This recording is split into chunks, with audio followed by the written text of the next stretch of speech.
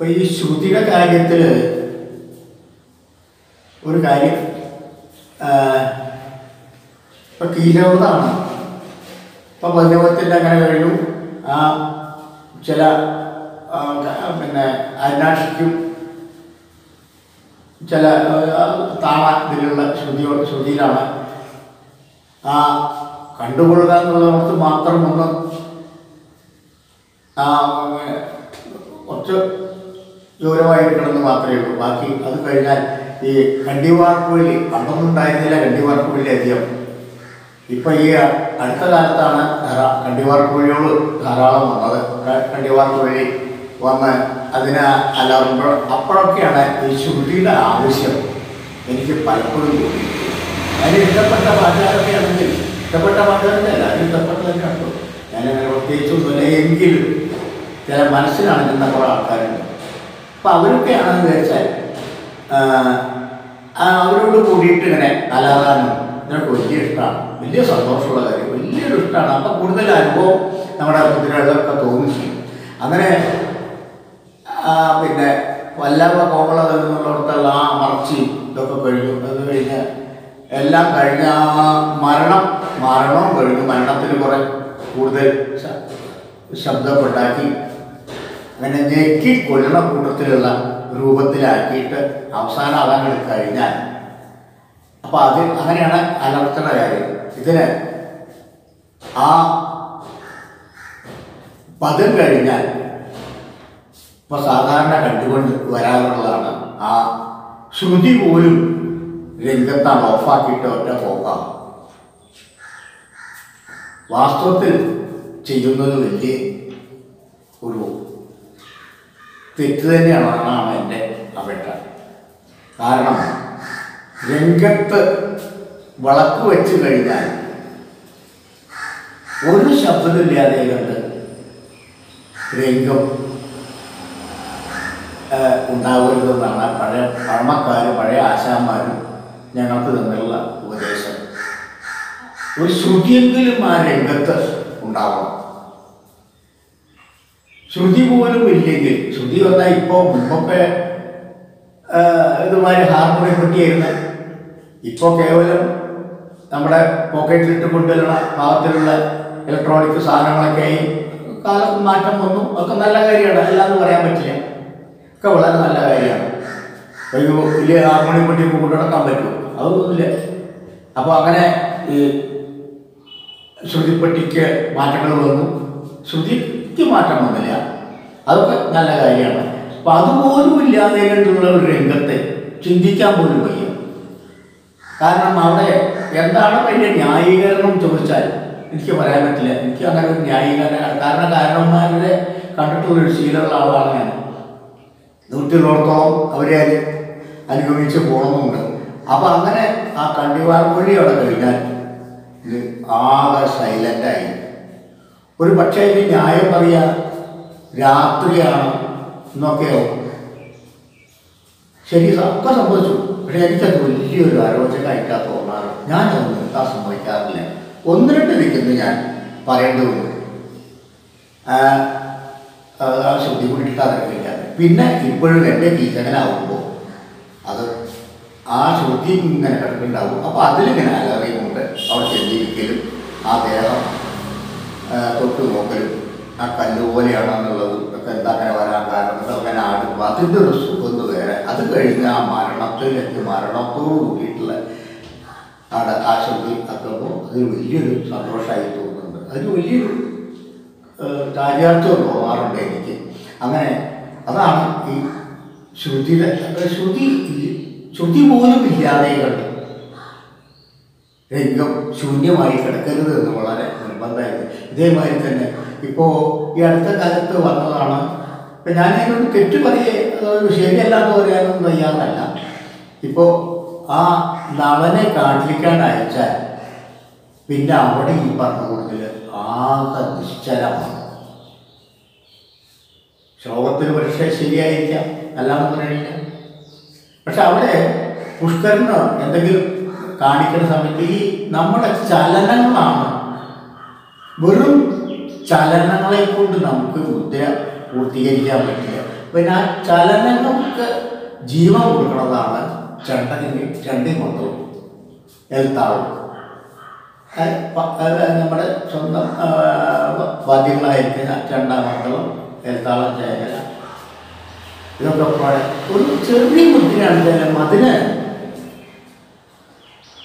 ജീവൻ കൊടുക്കുന്നത് ഈ ചെണ്ടയും മുദ്രയാണ്.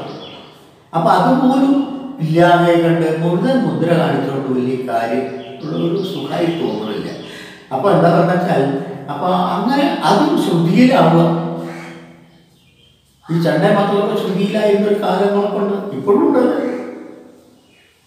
യുഗൽബന്ധിയിലൊക്കെ ധാരാളം ഇപ്പം ഈ അടുത്ത സമയത്ത് കൂടി കാണാൻ സാധിച്ചു എനിക്ക്. ഈ മറ്റേ തവലുടെയും അല്ലച്ചാൽ മറ്റേ തവലിലൊക്കെ ശ്രുതിക്ക് അനുസരിച്ചുള്ള ചെണ്ട മുട്ടിച്ചിട്ട് അതിൻ്റെ മുകളിൽ പ്രയോഗിക്കലൊക്കെ. അപ്പോൾ ശ്രുതി എന്ന് പറയുന്നത് വലിയ അത്യാവശ്യമായിട്ടുള്ള ഒരു കാര്യമാണ്. അതാണ് എനിക്ക് ഒരു കാര്യം പറയാനുള്ളത്. ആശാന് നിരവധി ഗായകരോടൊപ്പം ഉള്ള അരങ്ങ് പരിചയം, അനുഭവ സമ്പത്തുണ്ടല്ലോ. പഴയകാല കഥകളി സംഗീതവും ഇപ്പോഴത്തെ ഒരു സംഗീതവും രണ്ടും തമ്മിലൊരു താരതമ്യം, രണ്ടിനെയും എങ്ങനെ നോക്കിക്കാണുന്നു എന്നൊന്ന് വിശദീകരിക്കാമോ? എൻ്റെ അഭ്യാസകാലത്ത് നമ്പീശൻ ഭഗവത്, ഉണ്ണീഷക്കുറുപ്പ്, രാമുവാര്യർ,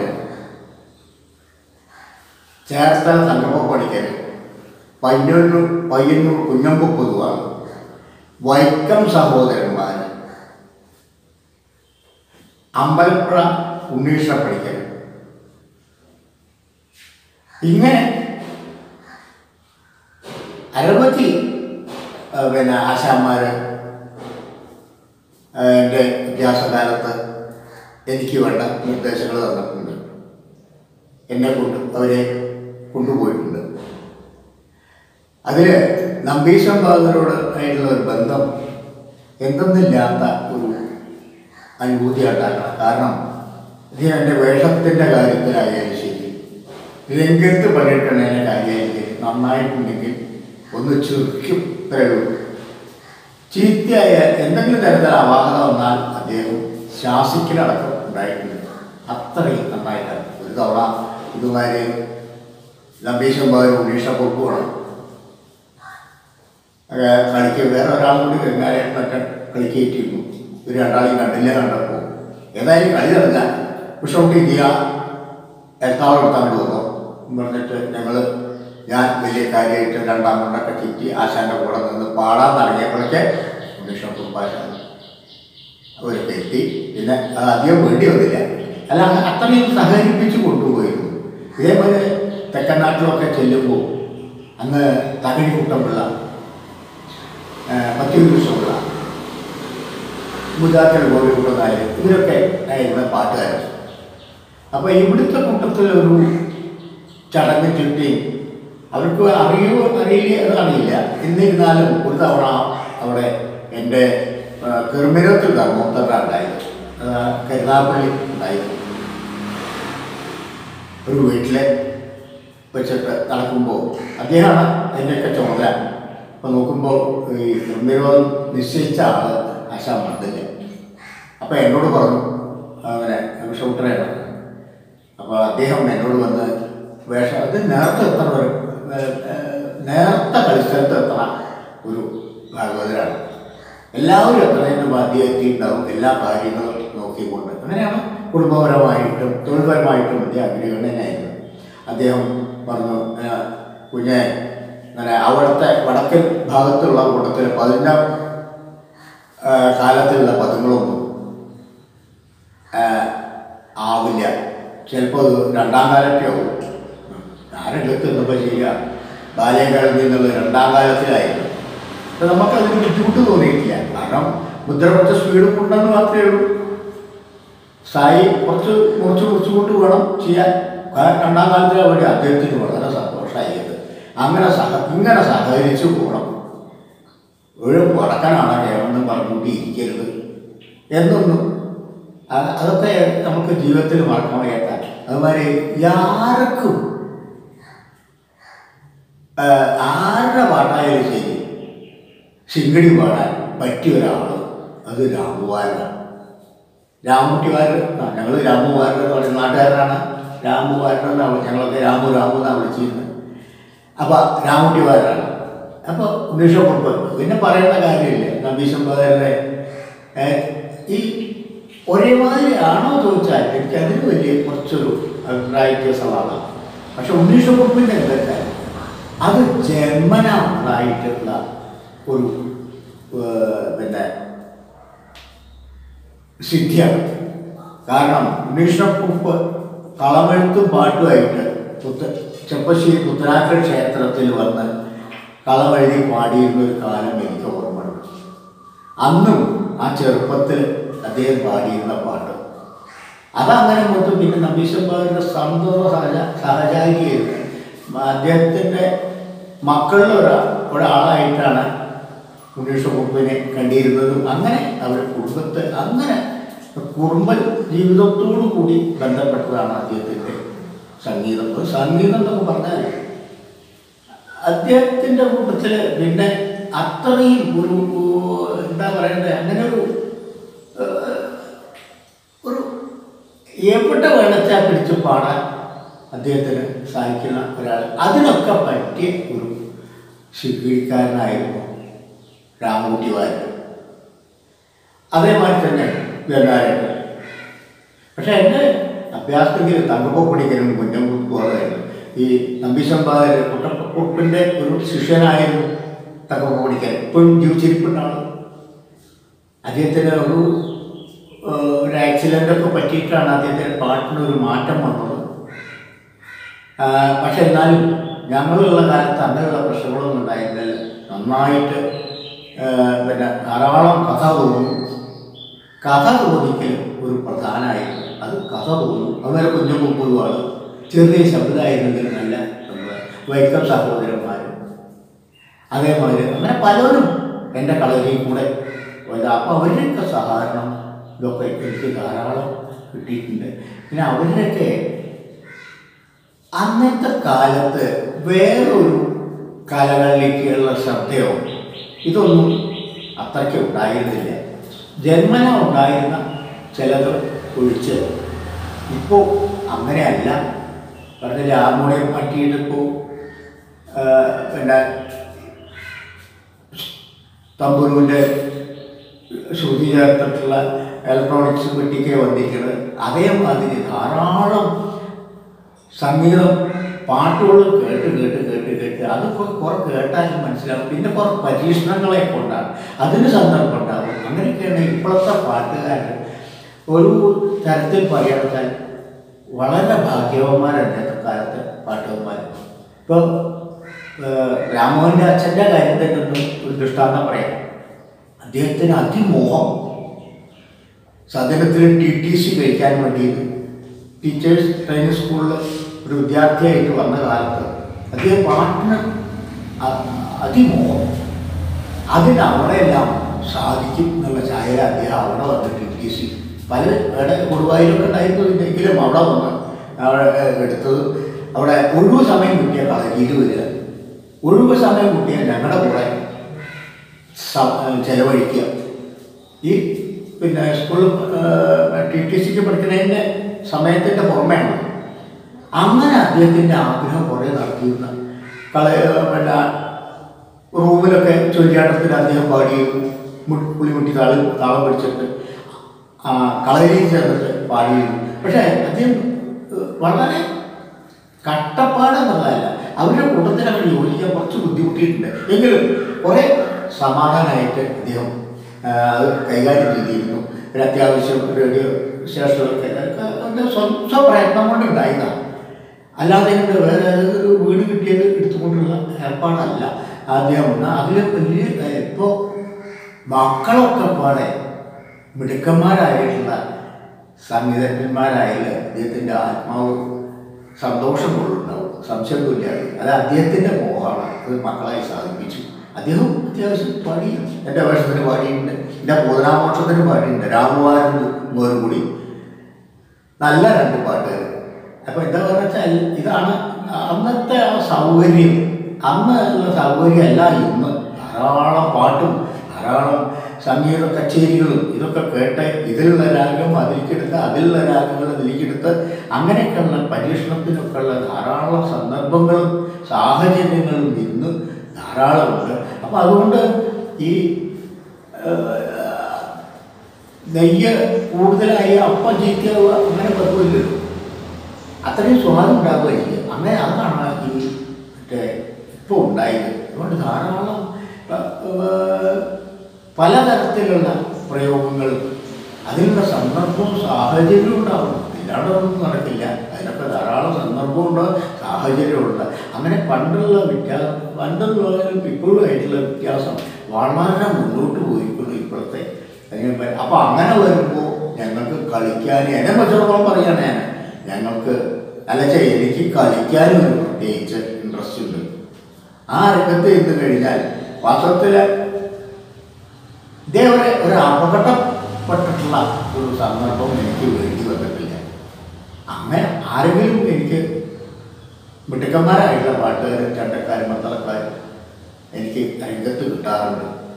അതേപോലെ അണിയറയിൽ പറ്റിയ ആൾക്കാർ ഇതേവരെ അങ്ങനെ ഒരു അപകടം പിടിച്ച ഒരു ഇതുണ്ടായിട്ടില്ല.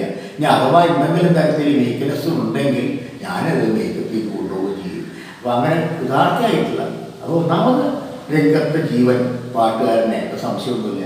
അവരുടെ ഇപ്പോൾ ഒന്ന് കൂടി മനസ്സിലാക്കേണ്ടതാണ് എന്ന് തോന്നാൻ ഈ ചെണ്ടയും മന്ത്രവും ഇത്ര അധികം ശബ്ദം വേണം എന്ന് എനിക്ക് പലപ്പോഴും തോന്നിയിട്ടുണ്ട്. എന്നാൽ ഇപ്പം എന്നെപ്പോലുള്ള കുറച്ച് പ്രായം ചെന്നവരൊക്കെ പോയി താളം മുഴുവനെ അങ്ങോട്ട് കേൾക്കാൻ സാധിച്ചു എന്ന് വരില്ല. മുമ്പൊക്കെ താളത്തിന് തന്നെ ഒരു വ്യത്യാസം ഉണ്ടായിരുന്നു. ഇപ്പോൾ എല്ലാം ഒരേ അടിയിൽ പോവുക. മറ്റത് മുമ്പ് അങ്ങനെ ഒരു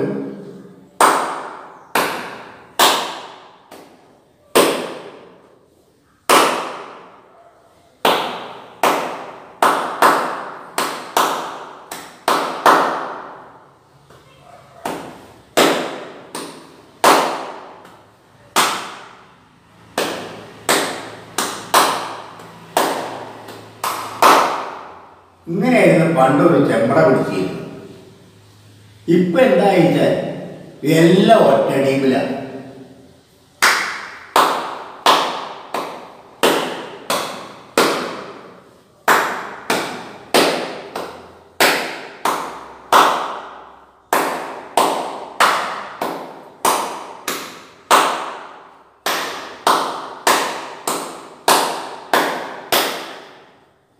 ഇപ്പം എവിടെ തുടങ്ങി എവിടെ അവസാനിച്ചത്? ഇങ്ങനെ ഒരു ഓർമ്മയുണ്ടോ? എൻ്റെ ഓർമ്മയിലുള്ള കാര്യങ്ങൾ പറയാമോ ഞാൻ, അല്ലാതെ കണ്ടപ്പോൾ ശരിയല്ലാമോ അതിനെപ്പറ്റി വിമർശിക്കുകയല്ല. ഇങ്ങനെ വരുമ്പോൾ അതിൻ്റെ ഇടയ്ക്ക് കേൾക്കാൻ കുട്ടി പിടിക്കുന്നതാണ്. പിന്നെ മുറിച്ചു പാടുക എന്നൊരു ചടങ്ങ് പണ്ടുണ്ടായിരുന്നില്ല. ഈ മുറിച്ചു പാടുക ഒരു താളോട്ടത്തിൽ ഒതുങ്ങണ ഒരു ഇതാണ്. അതേ ഒരു മുറിച്ചു പാടുക അങ്ങനെ ഉണ്ടായിരുന്നില്ല. ഇപ്പോൾ അതും പറയുന്നുണ്ട്. അപ്പം അത് തെറ്റാണോ ശരിയാണോ അത് വേറെ വിഷയം. പക്ഷേ ഒരു മുദ്രയ്ക്ക് പറ്റി ഒരു ആളുടെ പിന്നി നിൽക്കാൻ പറ്റുമോ? അതില്ല. അപ്പം മുറിച്ചു പാടേണ്ടേ നോക്കിയുള്ളൂ. അപ്പം അങ്ങനെയുള്ളൊരു പറ്റിയ പുറമെ നമ്പീശന്മാരുടെ സ്വാധീനത്തിലുള്ള അനവധി മനകളുണ്ട് വടക്കൻ ദിക്കിൽ. വള്ളൂർ മന, നാവേരി മന, വരിക്കാശ്ശേരി മന, ദേശമന മന, ഗോക്കോണ മന, ഇങ്ങനെ വള്ളൂർ അങ്ങനെ പലതരത്തിലുള്ള മനകൾ. അവിടെയൊക്കെ നമ്പീശൻ്റെയും ഉണ്ണീഷ്ണക്കുപ്പൻ്റെയും കച്ചേരി വേണം. കച്ചേരി പറഞ്ഞാൽ കഥളിപ്പദം പാടൽ വേണം. ഇന്നൊന്നും ഇങ്ങനെ ഭാഷയൊന്നും പറഞ്ഞിരുന്നില്ല. അപ്പോൾ അതിന് വെക്കേഷൻ കാലമായാൽ കലാമണ്ഡലത്തിൽ നിന്നൊക്കെ വെക്കേഷൻ കഴിഞ്ഞാൽ പിന്നെ വേറെ പ്രത്യേകം ജോലിയൊന്നുമില്ല. ഞാനും ശിവരാമനും എന്നാൽ കുറേശ്ശെ ചൊല്ലിയാട്ടം കൂടി ആവാം. എന്നിട്ട് രാത്രി ഊണാൻ കഴിഞ്ഞാൽ നേരത്തെ ഊണ് കഴിക്കും. 7:30 മണി നമ്മളേക്ക് ഊണ് കഴിക്കും. എല്ലാവരും തമ്പുരാക്കന്മാരെയൊക്കെ കഴിഞ്ഞു. എന്നിട്ട് പൂമുഖത്തോ എവിടെ വെച്ചാൽ അതിൻ്റെ സ്ഥലം കണ്ടു വെച്ചിട്ടുണ്ടാവും. അവിടെ ഇരുന്ന് പാടലും ചൊല്ലിയാട്ടോ.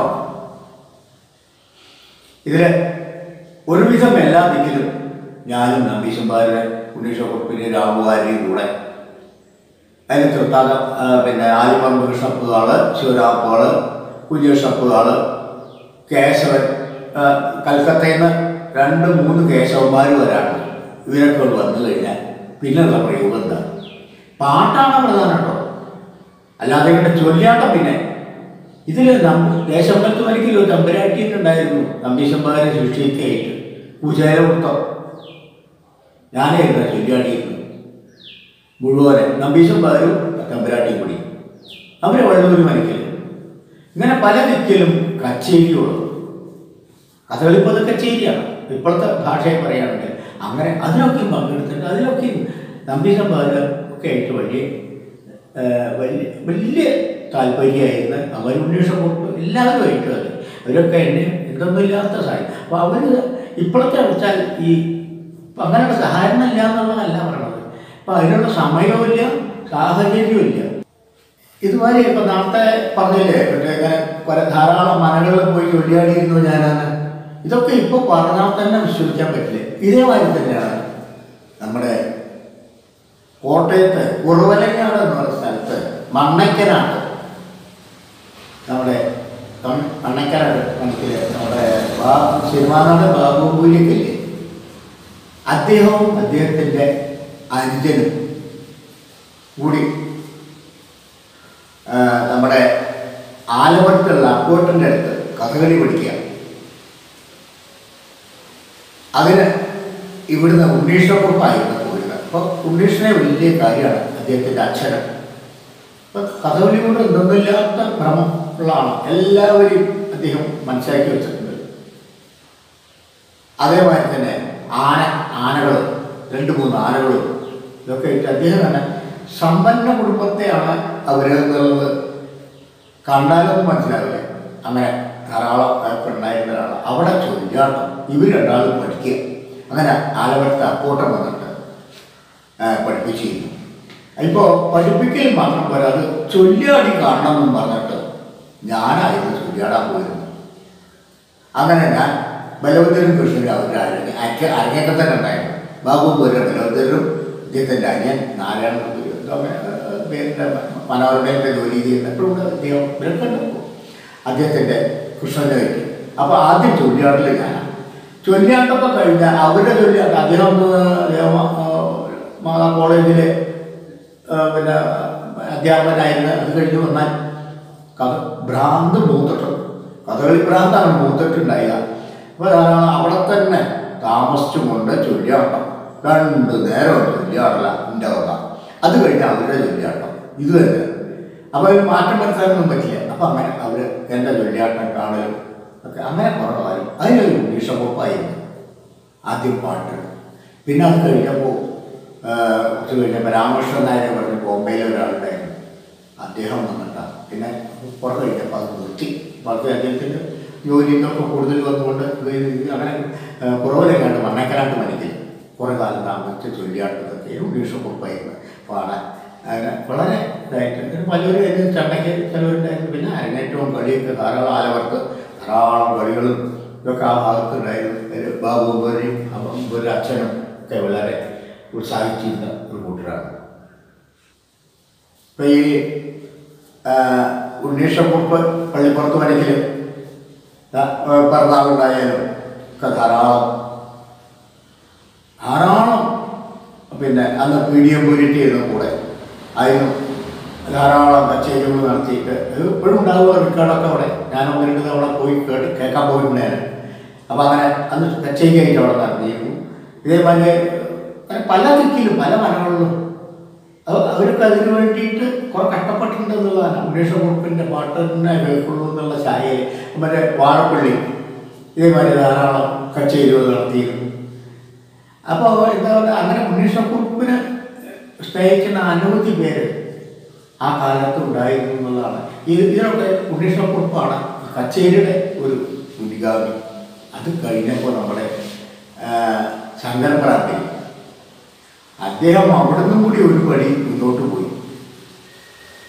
നമ്മുടെ ഒരു കാലത്ത് സർവ്വദിക്കിലും കഥകളിപ്പത കച്ചേരി അതെപ്പോഴാണ് അറിയുക? ഈ ദീപാരാധനയൊക്കെ അപ്പോൾ അദ്ദേഹത്തിന് കുറച്ച് ശാരീരികമായ ചില അവസ്ഥയൊക്കെ വന്നപ്പോൾ അദ്ദേഹത്തിൻ്റെ ആൾക്കാരാണ് മുഴുവനെ എന്തോ അങ്ങനെ അത്രയും ഒരു ഇതുള്ള ആളാണ്. അപ്പോൾ അദ്ദേഹത്തിൻ്റെ കച്ചേരികൾ അതിന് ചെണ്ടാമത്തം പോയി, പിന്നെ മൃദംഗവും വയലിൻ ഫുള്ള് ഇതൊക്കെ അങ്ങനെ കച്ചേരികളും ധാരാളം ഉണ്ട്. ഇത് ഇപ്പം ഞാൻ കലാമണ്ഡലത്തിൽ നമ്പീശംബാബുകാരുടെ പ്രിൻസിപ്പൾ സമയത്ത് കുറച്ച് അധ്യാപകനായിട്ട് അവിടെ കുറച്ച് കാലമായിരുന്നു. അപ്പോൾ ആ കാലത്ത് ഒരു തവണ നമ്പീശംബാബു വന്നിട്ട് കൃഷ്ണൻകുട്ടി നീ ഇവിടെ വന്ന എന്നെ വിളിച്ച് ഓഫീസിലേക്ക് കൊണ്ടുപോയി. ഓഫീസിൽ ചെന്നപ്പോൾ ഇന്നലെ രൂപാകരുന്നല്ലേ അണ്ണൻ്റെ മൂക്കുതല, അതെ രൂപാകരുതം പിന്നെ ശിവരാമേട്ടനും ഞാനും കൂടി ഇരുന്നു. അല്ല ഇമ്രാന്തിൻ്റെ പിന്നെ ആരായിരുന്ന പാർട്ട്ണർ? ശങ്കരൻ. അതെ അതെ അതെ ഞാൻ ശങ്കരൻ്റെ പേരിൽ കേസ് ഫയൽ ചെയ്യാം. ഞാൻ ചോദിച്ചു എന്താ ശിഷ്യൻ്റെ പേരിൽ എന്തിനാ പോയി കേസ് ഫയൽ ചെയ്യണം? എന്താ കാര്യം? ഇത് ശരിയല്ല. അപ്പോൾ ആശാൻ ശുദ്ധി എടുത്തിട്ട് അകപ്പാട് ഉണ്ടായ സംഭവം കേട്ടോ, അല്ലാതെ ഒരു ഇതല്ല. ആകെ ശുദ്ധി എടുത്ത് എൻ്റെ ആൾക്ക് ശരിയല്ല, അവൻ്റെ പോക്ക് ശരിയല്ല എന്നൊക്കെ പറഞ്ഞിട്ട് വേണ്ട ആളെ എന്നോട്. ഞാൻ ചോദിച്ചു എന്താ ശിഷ്യനല്ലേ, അല്ലെങ്കിൽ ശിഷ്യൻ്റെ ശിഷ്യനാവും. അതിപ്പോൾ എന്താ ഉണ്ടായേ? അല്ല അതുമല്ല, ആ സാഹചര്യത്തെ ചതിക്കാമെന്നൊക്കെ പറഞ്ഞിട്ട് എന്തൊക്കെ രാഗങ്ങളായാലും പാടിയ അവൻ പാടി ഇങ്ങനെ വരിക്ക് രാഗം മാറ്റി. എന്താ പറയുക, ഇതിന് നിയമം വ്യവസ്ഥ എടുക്കില്ലേ? ഇങ്ങനെ രാഗം വരിക്ക് രാഗം മാറ്റുക ശരിയല്ല എന്നൊക്കെ പറഞ്ഞിട്ടുള്ള സുന്ദരിക്കല. എന്നാ നമ്പീനമ്പാവ് തന്നെ രാജവത്സരയ്ക്കും ഇതിനൊക്കെ മാറ്റി പാടിത്തറങ്ങി. അതിനെന്താ കാരണം അറിയോ? കാരണം അപ്പം ഞാൻ ചോദിച്ചു ആശാനോട് ഇപ്പം എന്താ പറയാനുള്ളത്? അപ്പം വേറൊന്നുമല്ല, കേൾക്കാൻ സുഖമുണ്ടെന്ന് മനസ്സിലാവുക, കളിക്കുന്നവർക്ക് കളിക്കാൻ സുഖമുണ്ടെന്ന് മനസ്സിലാവുക. തിരക്കടൊന്നുമില്ല, അങ്ങനെ കളിക്കാൻ പാടുണ്ട് എന്നുള്ളത് തോന്നലും വന്ന് ആസ്വാദകർക്കും വലിയ സമ്മതമാവുക. പറഞ്ഞാൽ ചിലപ്പോൾ രാഗം മാറ്റിയതൊക്കെ വരും, ഇല്ലയെന്ന് പറയാൻ പറ്റില്ല. ഇപ്പോൾ മാലിമാന്മാർക്കുണ്ടായിരുന്നു ആക്ഷേപം. പിന്നെ ഇത് കേട്ടപ്പോൾ അദ്ദേഹം അവിടെ പത്തി താഴ്ത്തി. കാരണം അദ്ദേഹം ചില രാഗങ്ങൾ എഴുതി വെച്ചിട്ടുണ്ട് കർണശബ്ദത്തിൽ, അത് മാറ്റിയിട്ട് വേറെ ഹൈദരാലി ഇമ്രാന്തിനെയൊക്കെ ചില മാറ്റങ്ങൾ വരുത്തി. അപ്പോൾ അത് അദ്ദേഹത്തിന് ഇഷ്ടമായില്ല. പക്ഷെ അതുകൊണ്ട് കാര്യമില്ല. പക്ഷെ ഒന്ന് നമ്മൾ മനസ്സിലാക്കുക ആവശ്യമാണ്. നമ്മുടെ ഇപ്പോൾ എന്നാൽ ഇപ്പോൾ ബാല്യകേർന്നി അല്ലെങ്കിൽ കൂലയവിലോചന ഇതൊക്കെ ഉള്ളതൊന്നും രാഗം മാറ്റികളെ വെച്ചാൽ നമുക്ക് തോന്നില്ല എന്ന് മാത്രമല്ല, ചെയ്യാൻ മനസ്സ് വരില്ല.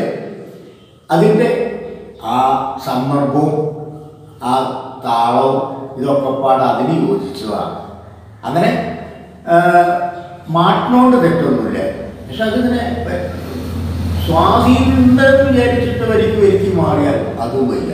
കച്ചേരിക്കൊക്കെ തെറ്റൊന്നുമല്ല, രാഗമാലികയായിട്ടൊക്കെ നന്നായിരിക്കണം. പക്ഷെ ഇതിനുള്ള അടിസ്ഥാനപരമായിട്ടുള്ള ചില പദങ്ങൾ കുടീഷക്കുറിപ്പും ധാരാളം രാഗങ്ങൾ ഇതൊന്നൊക്കെ മാറിയിട്ട് പണിയുണ്ട്, ധാരാളം പണിയുണ്ട്. അവന്മാരും ഇതൊന്നുമല്ല പള്ളമാകണം കലാമണ്ഡലത്തിലുണ്ടായിരുന്നു. അവർ ധാരാളം രാഗങ്ങൾ കുട്ടക്കുറുപ്പിൻ്റെ അധികം എനിക്ക് കേൾക്കാൻ പറ്റിയിട്ടില്ല. ഇത് കേമായിരുന്നു എന്നുള്ളത് നമ്മുടെ പൂർവ്വന്മാരൊക്കെ കേട്ട അവസാനത്തെ കാലത്തെ ഒരു ബാലിവധം, അവരെ കീരാറും, ഇത് രണ്ടെണ്ണം എനിക്ക് കേൾക്കാൻ പറ്റിയിട്ടുണ്ട്. അപ്പം തന്നെ അതിനെപ്പറ്റി അത്ര ഗ്രാഹ്യം ഉണ്ടായിരുന്നില്ല. എന്നാലും ഇതിൻ്റെ ചില ശബ്ദവും ചില സമ്പ്രദായങ്ങളൊക്കെ കാണാൻ തന്നെ വേണ്ടതെന്ന് തോന്നിയിട്ടുണ്ട്. ഇപ്പോൾ ഈ പാട്ടുകാരല്ലാത്തവർ പാടുക എന്ന് പറഞ്ഞാൽ ഇപ്പോൾ അച്യുതപ്രകാശൻ, നമ്മുടെ ആനന്ദിൻ്റെ അച്ഛൻ, അച്യുതപ്രകാശൻ നന്നായിട്ട് പാടിയിരുന്നു. ഇതിന് പാട്ട് തമിഴ് പാട്ടൊന്നല്ല, അഷ്ടപതി അങ്ങനെയുള്ള പലതും പാടിയിരുന്നു. വളരെ ചെണ്ട, ആ പാട്ടിൻ്റെ സുഖം ആ ചെണ്ടയിലുണ്ട്. അതേമാതിരി തന്നെ കൃഷ്ണപ്രകാശൻ നന്നായി പാടി രംഗത്ത് ചേകലെടുത്ത് പാടിയിട്ട് തുല്യം അടുപ്പിച്ചിട്ടുണ്ട്. അതേമാതിരി നമ്മുടെ തെക്കൻ ദിക്കിൽ മറ്റേ മടവൂർ വാസൻ നായർ നന്നായി പാടിയിരുന്നു. അദ്ദേഹം റേഡിയോ സ്റ്റാർ കൂടിയായിരുന്നു എന്നുള്ള നമുക്ക് അറിയാൻ കഴിഞ്ഞാൽ നന്നായി പാടുക. വെറുതെ സമയത്തൊക്കെ പാടി കേട്ടിട്ടുണ്ട്. പിന്നെ ഇതേമാതിരി പത്മനാരാശാൻ, അത് പറയേണ്ടതില്ല. പത്മനാരാശാൻ എൻ്റെ വേഷത്തിൽ പാടിയിട്ടുണ്ട്. പാട്ടുകാരും ബന്ധില്ല കണ്ടപ്പോൾ ഒറ്റയ്ക്ക് കളി കഴിച്ചു കൂട്ടിയ സമയം ഉണ്ടായിട്ടുണ്ടാവില്ല പത്മനാരാശാൻ. അപ്പം അങ്ങനെ പാട്ടുകാരല്ലാത്തവർ പാടിയിട്ടുള്ള അവരൊക്കെ ശ്രുതി നല്ല നല്ല പാട്ടുകാരായിട്ട് ആ ഒരാൾക്ക് പറയാൻ പറ്റില്ല പാട്ടുകാരനല്ല എന്നുള്ളത്. നന്നായി പാടിയിരുന്നു. അങ്ങനെ പല അതുമാതിരി മുഴുവനെ സാധിച്ചില്ലെങ്കിലും അത്യാവശ്യമൊക്കെ ഞാൻ ഇതുമാതിരി എനിക്ക് കളരിയിൽ ഞാൻ പഠിച്ചതൊക്കെ താളം പിടിച്ച് പാടിയിട്ടോ അല്ലെങ്കിൽ താളം പിടിച്ച് അക്ഷരം പറഞ്ഞിട്ടോ പഠിപ്പിക്കാനോ അല്ലെങ്കിൽ ഒരു കുട്ടിക്ക് പറഞ്ഞു കൊടുക്കാനോ എനിക്കൊരു വിഷമം തോന്നിയിട്ടില്ല ഇന്നേ വരെ. ഏതാണ്ട് കുറേ കാര്യങ്ങൾ സംസാരിച്ചു ഒക്കെ ഏതാണ്ട് മനസ്സിലായിട്ടുണ്ടാവുമെന്ന് കരുതുന്നു. ഇനി ബാക്കി ഉള്ള അടുത്ത